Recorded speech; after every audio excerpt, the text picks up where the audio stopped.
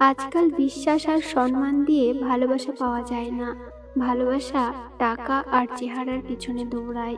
তোমার ভালো সময়টা তাদের সাথে কাটাও যারা তোমার খারাপ সময়ে তোমার পাশে ছিল।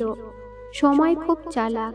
যৌবনের লোভ দেখিয়ে শৈশব কেড়ে নেয়, আবার অর্থের লোভ দেখিয়ে যৌবন কেড়ে নেয়।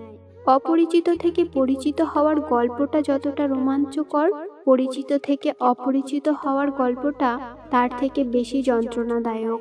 আগ বাড়িয়ে কখনো কারো খবর নিতে যেও না, কারণ লোকে তোমায় সস্তা ভেবে গুরুত্ব আর দেবে না। ভুলে যাওয়ার যুগে কেউ কাউকে মনে রাখে না। মনে রেখো, প্রয়োজনের থেকে বেশি যে কোনো জিনিসই মানুষের কাছে গুরুত্বহীন। নিজেকে শক্ত করো, সস্তা নয়। প্রতিটা মানুষেরই নির্দিষ্ট কিছু আত্মসম্মান বোধ আছে।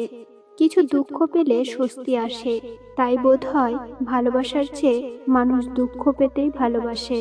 কেউ হারিয়ে গেলে হয়তো খুঁজে নেওয়া যায়, কিন্তু বদলে গেলে আর আগলে রাখা যায় না। তুমি ভেতর থেকে যতটা কঠিন হবে, মানুষ তোমার দুর্বলতার সুযোগ ততই কম নিতে পারবে।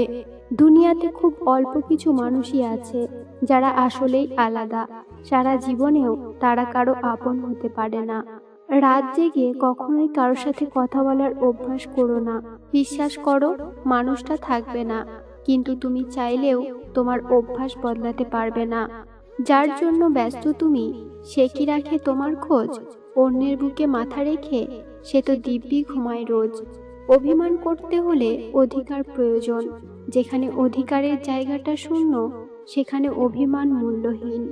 কাঁদতে কাঁদতে 100 বছর বেঁচে থাকার চেয়ে হাসতে হাসতে কয়েকটা দিন বেঁচে থাকাটাই শ্রেয়।